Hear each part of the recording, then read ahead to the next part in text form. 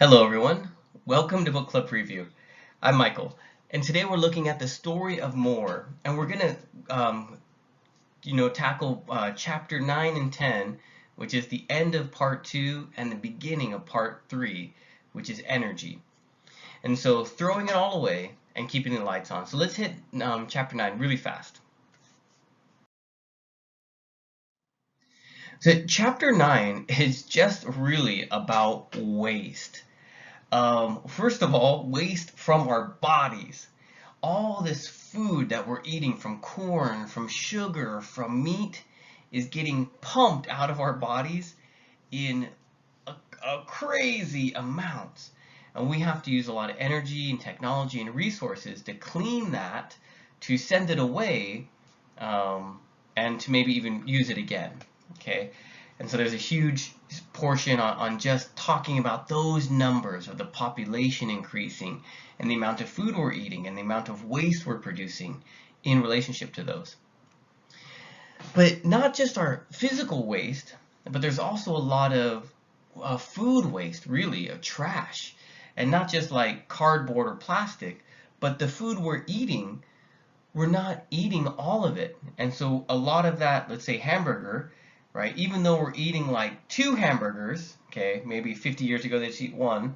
Okay, this is America again. Maybe in America we eat 2 hamburgers. This one we eat all of. This one we eat some of, and then this hamburger we throw away. And that food waste is getting bigger and bigger and bigger. And in fact, the author, she says, look, the amount of food that we're throwing away is about the same amount of food that can feed all the people that we have starving in the world. Wow, that's a real crazy, thought process. But also, this food that we're throwing away is taking up our time, taking up our life, taking up our energy.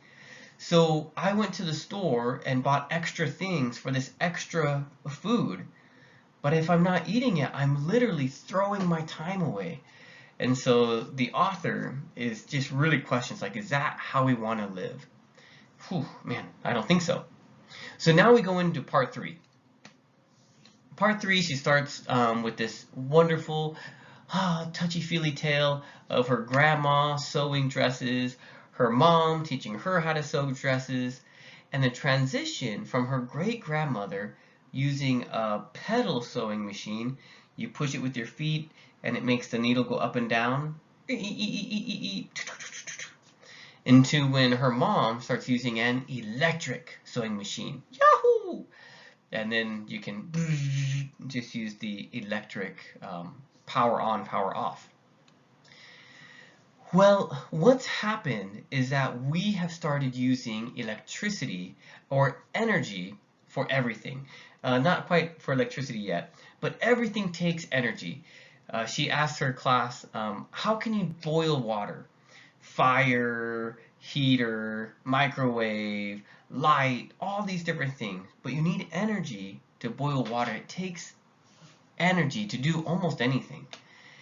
And for us, we use that energy watching this screen through electricity. Is that here? Oh, nope, not yet.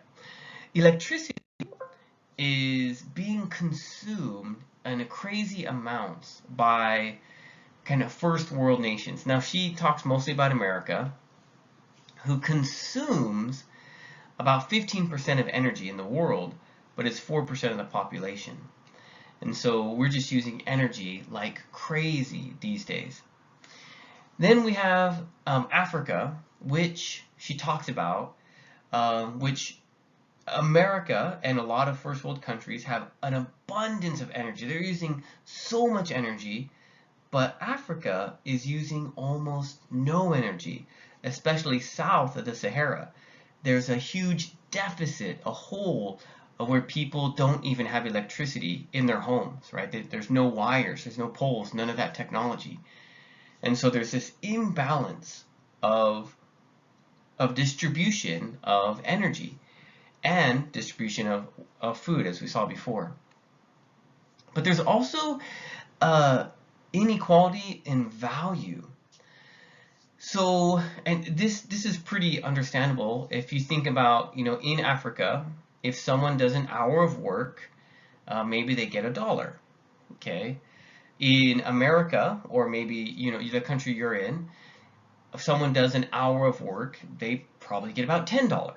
Okay, depending on what work you do and things like that.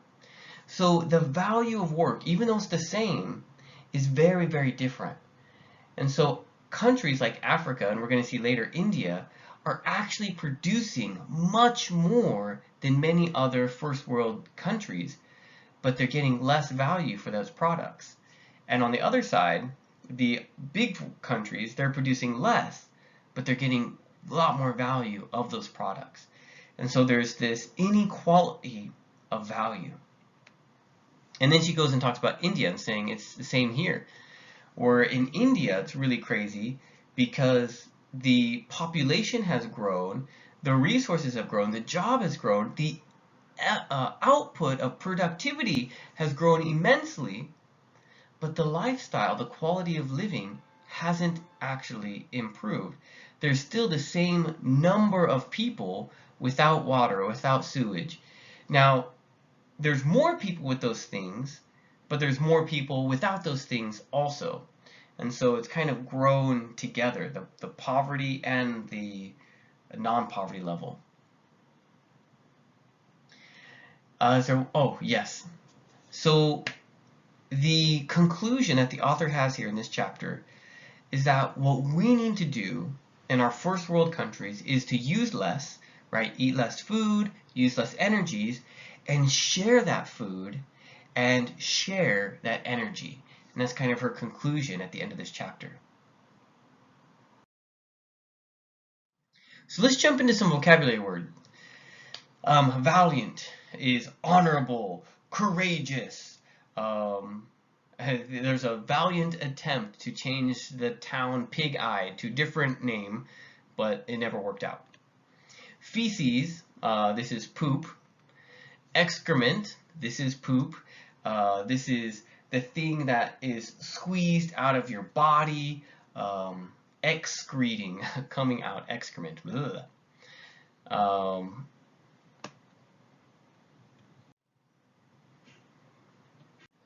Sorry, I had a pop-up I was trying to figure out here. Innocuous. Innocuous means not harmful or not offensive. I can't remember what she was talking about in that case, but it just means there's no danger. Okay, and I don't know how to pronounce this word actually. Pinafores? Pinafores? I had no idea what this was. It's something that the author was sewing with her grandma. And the best way I can describe it, I had to look this up, is if you think of like Little House on the Prairie, okay, American Old West kind of TV show or movie, and there's like a girl with a dress, and then over that dress is a white cover that can act as like something that's a little cute, but it also protects her while she's cooking or cleaning. And so this kind of white outfit that's like an apron that you put over a dress is called a pinafore. Posit is a philosophical term saying that just assume this is true. Okay? In philosophy, you try to say something, but then people argue against it, and you have to really build that foundation. Say, okay, look, I know you have questions, I know you have arguments, but let's just assume this is true. Okay, so you posit forth this fact or this truth, and you just let people accept it so you can get to your main point of whatever you're talking about. Repose is like being in a state of tranquility or like lying down, reposed. Abject poverty. Now, abject, this means like horribly or hopelessly. Hopelessly, I think is a better word. But we often use it to mean very or really in a bad way. So, really bad poverty, terrible poverty, hopeless poverty. And so we can say like abject poverty, abject humiliation from Aladdin. So it just kind of has this extra power to something that it's strengthening or describing. Okay, let's go to discussion question here. And I'm really curious about how the rest of the book turns out, because now I'm faced with this question. Okay, okay, how do we share more? And this is one of the discussion questions that I kind of ended up talking about when we were meeting together is, well, how do we share more of our food? Okay, we're eating too much, I got it, but how do we share that food? Who pays for the transportation of that food? How do we share more of our food or energy? And where does that cost come from, or whatever that looks like? And I'm going to ask that question now. Like, that's where the author has us. We have to use less and share more.